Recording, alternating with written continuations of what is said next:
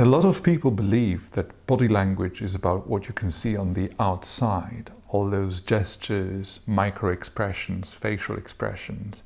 But to me, over the years, I would say that body language is more about the meanings hidden between the lines, the things that you learn to interpret over the years.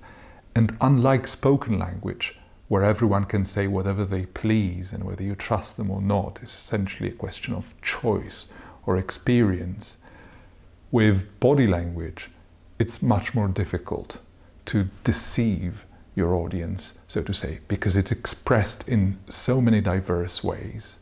Every job has its little ironies, the things that only become apparent after some time, when you connect the dots looking backwards.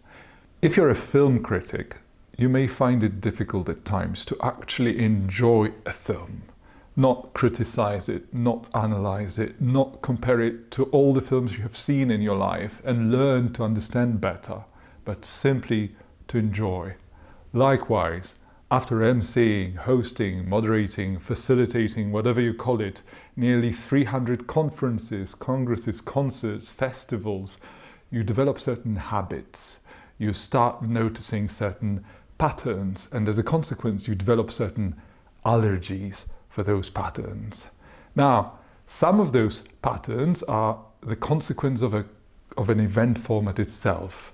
When an event is very formal, such as a gala, the things you're wearing, the way you're behaving is partly determined by the event itself. Body language can be heavily dependent on the context.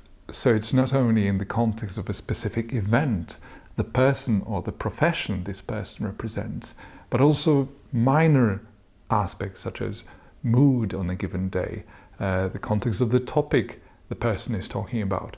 All of these things can affect how we perceive gestures.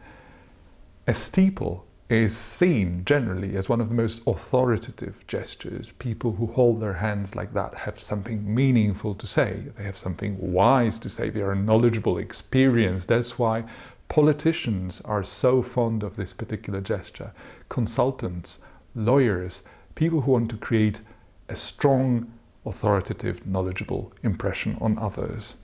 In a bit of an experimental mood, ask yourself this simple question. When you see a politician doing something like this, does it increase your trust, your sense of credibility about this person? Do you trust this person more? Or do you see this as something artificial, superficial? Have you seen too much of it already? Do you see it as something inconsistent, something that doesn't somehow go together with that person's implied character and personality, the overall looks, what you see, what you believe is behind the facade that this person, that part of this facade, of course, is this gesture. You probably remember a situation where you come to a conclusion about a person before this person even talks to you. This happens to us quite often in life.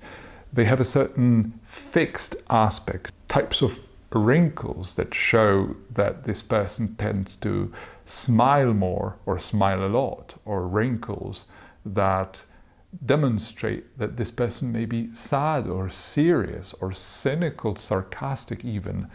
And we come to such conclusions based almost exclusively on what we see in those people's faces. Is it fair? Probably not.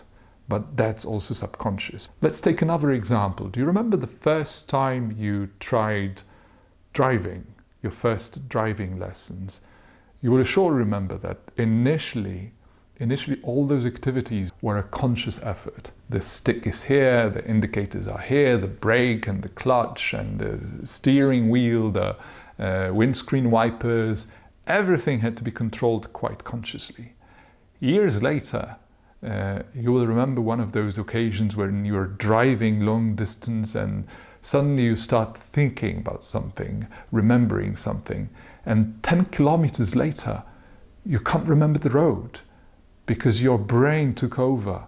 It became automatic. You do it automatically.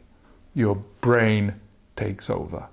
Similarly, with body language, we draw a lot of conclusions about the people we meet long before they say anything to us. Whether we like it or not, it just happens.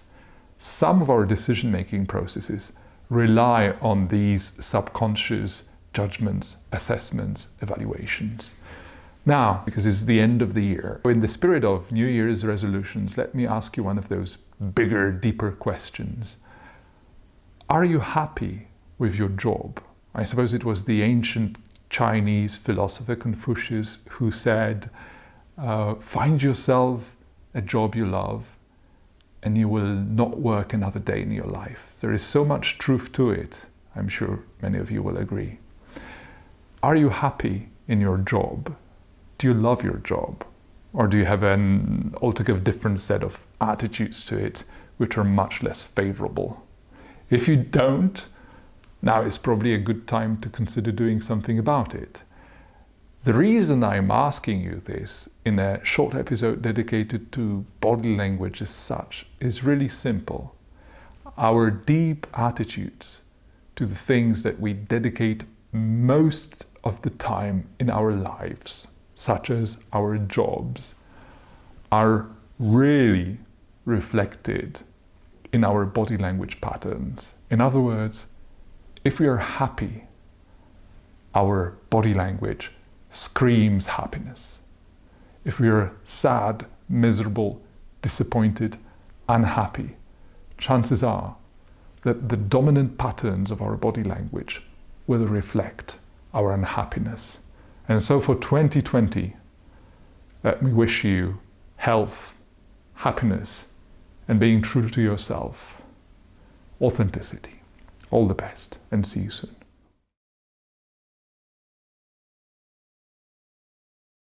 Let me say this. Having watched and attended hundreds of conferences, I am yet to see someone who holds their hands like this throughout the presentation and delivers a fresh, intelligent, well-structured, smart, dynamic presentation or a speech. If you feel that's a natural posture for you, and if you feel that you want to do it from time to time, it's absolutely all right. It's perfectly fine. But my recommendation to you, don't stand on the stage holding your hands like this all the time. If you have to do it every now and then, if you feel it's part of you, then it's perfectly all right. It's authentic, it's natural. But if you walk on the stage and you start holding your hands like this, and you finish your 30-minute speech or presentation, and you still hold your hands like this, it's a disaster.